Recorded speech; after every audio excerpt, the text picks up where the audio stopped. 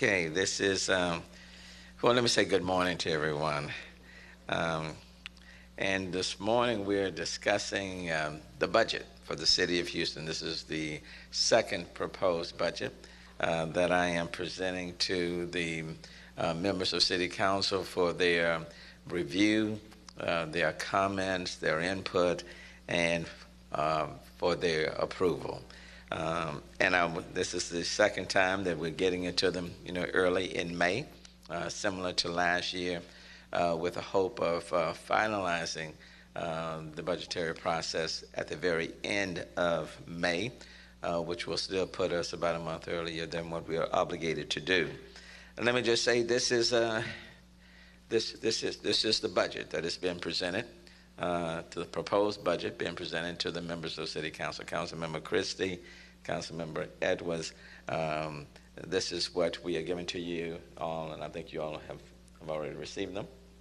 Okay, it's nicely, looks good, and the cover looks good, and what's inside is even better. Okay, and so I hope it will be pleasing to their appetites. It is deals with a general fund budget gap of $123 million. And let me tell you quickly how we balance this budget. There is within this budget are department reductions of $49.6 million, right at $50 million. Those are reductions that come from 23 of our departments. And then we draw down from the fund balance of about $38.9 million. That's coming from the fund balance. There is a one-time land sale, particularly referring to the juvenile detention, and that amounts to about $12.5 million. And then there are some transfers from some special funds, which equate to about $6.1 million. There is a zoo deferral. We entered into a contractual arrangement with the zoo starting back in 2003 that lasts for 50 years. This year's payment is about 10, and there's a 1-year deferral on a portion of that of $5 million. And then there's a deferral on the 611 Walker building of $4.7 million. When you add all of that, that pretty much wipes out the fund budget gap of 123. Now, when you do all of that, what's left? The fund balance is at 9.3%, which is above, council members, above the 7.5 that we are obligated to maintain. So even after balancing the budget deficit, the fund balance would be at 9.3%, which is about $186 million fund balance, which is healthy. We also maintain the budget stabilization fund, and we fully fund the budget stabilization fund, which is about $20.1 million. That is in addition to that 9.3 fund balance. So in case there's an emergency, we continue to maintain and fully fund the stabilization fund. This budget will include 4 cadet classes for Houston Police Department. Last year we had 5. This includes 4, and it's my hope that maybe before we end the budgetary process that we may be able to get back up to 5. That is what would be my preference. But for today, we know that there's at least 4 funded, but the goal is to get us to 5 by the end of the month. That's going to be the hope. This budget has minimum layoffs in this budget, which is a plus because, quite frankly, we need our city employees. And again, this is assuming, let me just predicate this, maybe I should have said at the beginning, predicated on the pension bill being finalized with those amendments being taken out of the bill. Let me just say that. It's predicated on that. If not, then we'll have to revisit. It maintains our commitment of the transfers to rebuild Houston, fully funding the CIP with about $34.1 million in transfers. So we are maintaining our commitment to rebuild Houston within this budget. And it fully funds our pension costs. Again, assuming passage of the bill without the amendments, it fully funds our pension costs. And I know that is of most concern to the council members and to the people in the city of Houston, and quite frankly to all of the employee groups. And that amount is, to be a little bit more specific, that amount equates to about $384.2 million, okay, within this proposed budget. The general fund, based on the proposed budget, is about 1.5% higher than last year. And in dollars and cents, that's about $35 million. And that is primarily due to the debt service that increased from last year to this year by approximately $52 million. Okay, so the debt service we always knew was going to spikes in 2018, and so the debt service increased from 2017 to 2018 by $52 million, and that is the reason why the general fund is about 1.5% higher than last year. With regards to the budget, there have been some recurring improvements that you will see consistently, and that's about $50 million. And the budget relies on non-recurring, which is like one time, and that is approximately $73 million, 72.9 to be specific. And then bear in mind we are still operating on the revenue cap. So let me just insert a parenthetical note, is that without the revenue cap, just this year alone, we are not able to utilize an additional $22 million because of the revenue cap. And so if you go back to 2014, moving forward, in the absence of the revenue cap, the city would have had the utilization of well more than $220 million, but just this year alone, the revenue cap it's not allowing us to utilize $22 million. This is a bare bones budget. Let me be very poignant about that. This is a bare bones budget. It does not address the more than $500 million in deferred maintenance as it relates to our city properties, city buildings. So deferred maintenance continue to be a major issue. We also acknowledge and recognize that we have an aging fleet from solid waste to HPD to the fire department. So this budget doesn't address that aging fleet, and that remains a concern.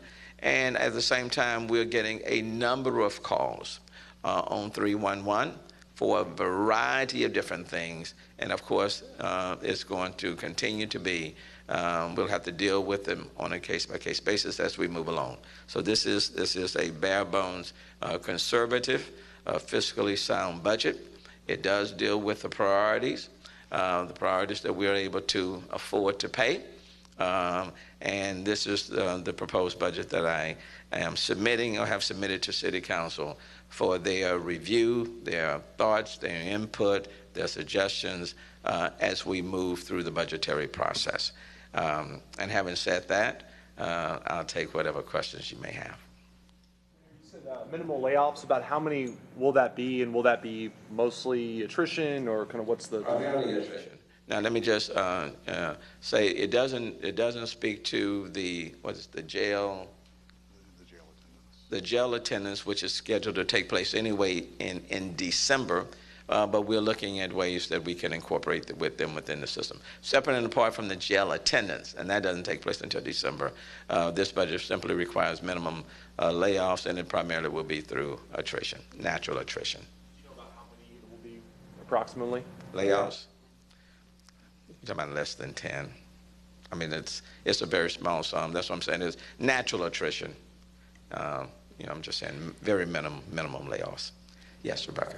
Mayor, my understanding is that the majority of the recurring cuts are coming to the police and fire departments, their overtime. Correct. Can you walk me through exactly how that's going to work and what you expect the impact might be on services? Well, both Chief Acevedo, Chief Pena have looked at their budgets with respect to overtime. there's about a $20 million reduction in overtime coming from HPD.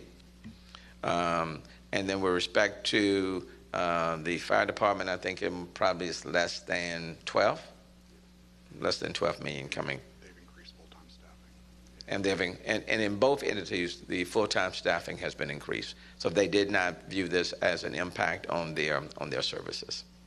When you talked about the amendments to the pension bill in Austin, yes. Are you speaking specifically to Representative Huberty's amendment? Representative Huberty's and Representative Bohack's. Representative Bohack's amendment, for example, will cost the cities $27 million annually. So that's a direct hit from his amendment, with a cumulative cost could be as much as $400 million. So Representative Bohack's amendment is totally goes against the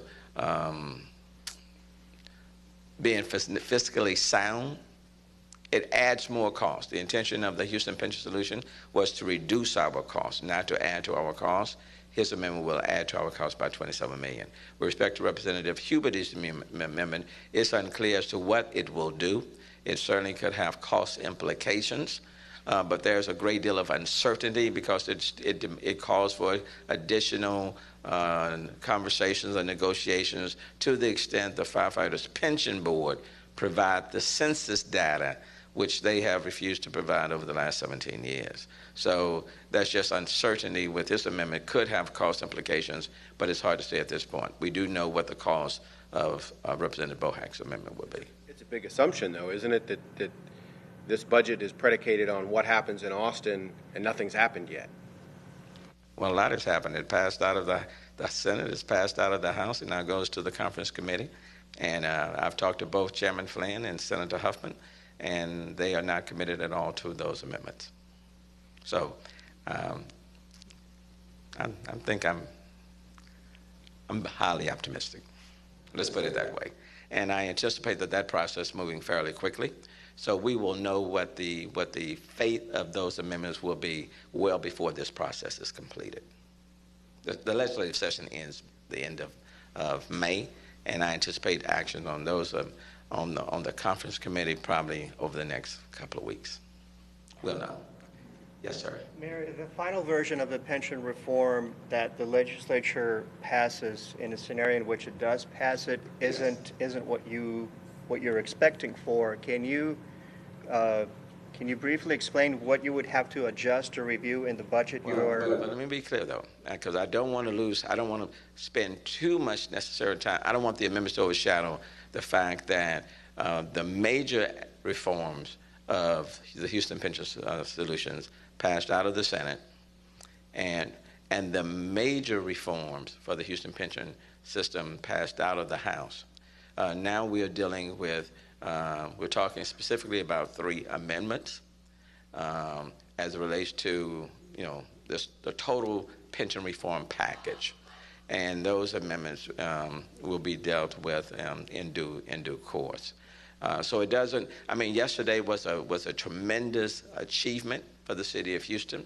The reforms have gone through, and for all of us who have been a part of the legislative process or part of the legislative process, we do understand the nature of amendments being placed on bills, and then when you send them to a conference committee and the 2 chambers confer with one another, some amendments may stay, many amendments end up being jettisoned. So what happened on yesterday is not unusual, and we will continue to work with all of our legislative leaders. I feel optimistic when all is said and done, smoke clears, that we will pretty much have the pension reforms intact in large part. Do you know what you would have to adjust or review again if the pension reform that's passed is not ideally what you're expecting? I will tell you, with respect to Representative Bohack's amendment, Representative Bohack's amendment will have a direct adverse impact on the active firefighters. That amendment dealt with retirees, but it puts added costs on the active firefighters. In fact, it pits retirees versus active firefighters. And so Representative Bohack's amendment didn't do anything to help firefighters, especially, those who are active. And it costs everyone, in the city of Houston an additional $27 million. So, I can't see too many active firefighters rejoicing on that amendment. But it's $27 million. If it stays on, then we'll have to make adjustments. Those are the realities, and that's what I'm saying. This is predicated on some of those amendments not staying on the bill. Yes, Rebecca. Mayor, even if the bill passes without Huberty's and Bohack's amendments, there's still a question of whether it would go into effect on July 1st or September 1st, depending on the share of the vote that it gets. If it passes, if they continue to pass with two-thirds of the House and two-thirds of the Senate, it would be effective immediately. Which, if it didn't, it would go into effect September 1st. Do you have a calculation of how that would impact the budget and what you would expect to do to close that gap? No, I don't think. Yeah, let me defer to Kelly on that. So the biggest cost, obviously, is in police with the increase of over $130 million in the general fund. It would be up to the police department and the mayor, the police pension, the mayor and city council to approve something that would put off that large cost. It's unclear what fire's contribution rate would be next year for that 2-month period. They haven't sent us what they expect the contribution rate to be, but again, anything that is way out of line with what we have in the budget is going to be an impact that the mayor and city council have to deal with within the active budget that we have in front of us. And do you anticipate any? I guess this is more for you, Mayor. Okay. In these recurring reductions, it sounds like it's mostly in eliminating positions and overtime, but do you expect any service cuts to take place? We don't expect any service cuts because essentially we're talking about positions, and there were about 60 positions that have been vacant that we are simply eliminating. That's across the board.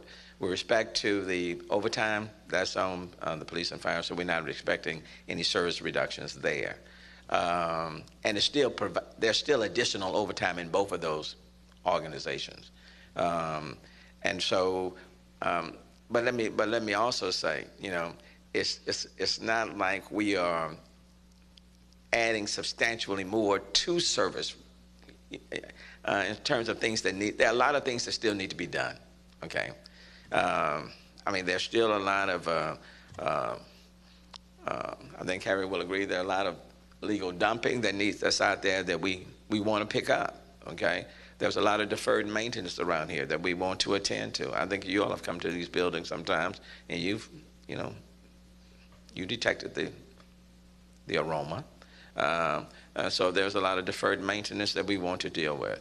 We have an aging fleet. Chief PENA, where's Chief PENA? Chief? I think Chief PENA can speak to the aging fleet that exists, and so we're certainly concerned with firefighters and others utilizing an aging fleet, getting to calls. And Chief, maybe you can speak to just the significance of our aging fleet. Sure. Good afternoon.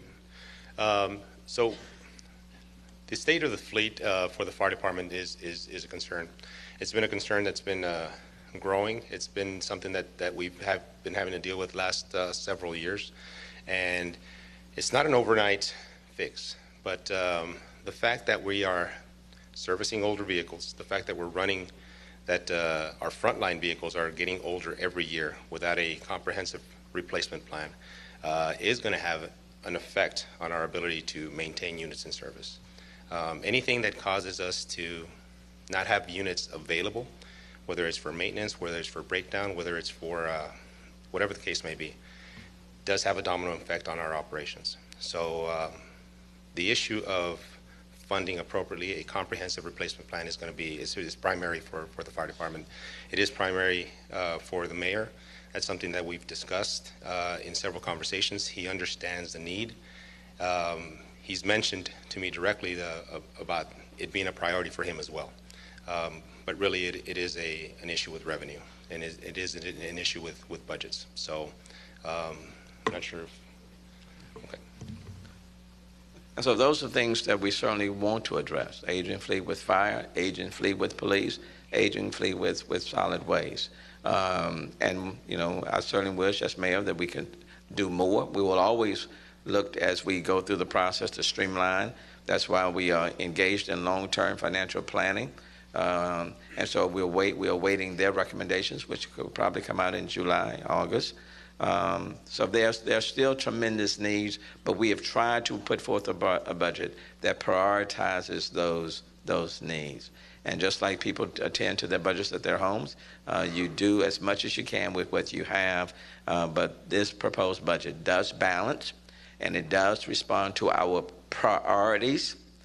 You know, not to say that there are not other priorities that are on the list, but in terms of 1, 2, 3, 4, we are responding to them as much as possible. What are 1, 2, 3, 4? What are the things that you were able to fund to the degree that you're happy with? Well, public safety, we're maintaining the 4 cadet classes, and we're still looking for a 5th one. So public safety, that's important. We are still operating within our budgetary constraints. The fund balance is being maintained. The fund reserve, at least 9.3. The economic stabilization fund, we're funding fully because, you know, this area does rain, does flood, and so that's important. Rebuild Houston, streets and flooding. We are maintaining our commitment to rebuild Houston infrastructure. That's critically important. So those are those things that are in this budget that we are funding. And if as we continue to streamline, work more efficiently, if additional dollars become available, then certainly I'll recommend to the members of City Council that we even do more. But I do want to be able to address the aging fleet and the deferred maintenance. But those, you know, those are big items. Yes, Rebecca. If I'm reading the budget correctly, it looks like there's a significant cut to city council budgets. Where does that come from? Only with respect to their district service fund, it's not a significant cut. Are they being further cut from They're last year? being their district service fund. There is a slight, I don't want to say significant, slight reduction, and it's about $25,000 a council member from the district service fund as it relates to the general fund. Okay, and so they're getting right now $250,000 from the general fund. So it's just a $25,000 reduction from that amount. You know, I will acknowledge that they're doing a lot of good things with their district service fund, and so I certainly want to acknowledge that. And again, we're working collaboratively on things, so it's a minimal reduction to them. Share sacrifices, you know, some skin in the game. Yes, to sir. sum up the reasons behind the $123 million shortfall, so you mentioned revenue cap, the pension issue, any other contributing factors to that? The debt service is number one. That 123, when you look at that 123, bear in mind that the debt service last year was right at 258 million. The debt service this year is at 310. So it's a $52 million jump in debt service from last year to this year. That's number one. Okay, that's number one. So that's the biggest difference. And then you have some contractual and insurance obligations to our employees. That's automatic. Those are part of the contracts. So that has increased that amount. So when you add it all up, you come to about 123. But debt service is by far the number one item. A $52 million increase from last year to this year. Okay. Well, look, I look forward to working with all 16 members of City Council as they review the budget, and I certainly welcome their input and their assistance. But the budget does balance. But like anything, there are limited dollars, and I think what the public expects for us to do is to operate in a very prudent fashion. I think we have submitted a budget that can at least maintain our core city services, which, you know, there are always a list of needs. There's no question there will always be a list of needs, but we've tried to prioritize them the best we can as we move forward. Okay? Thank you all so very, very much.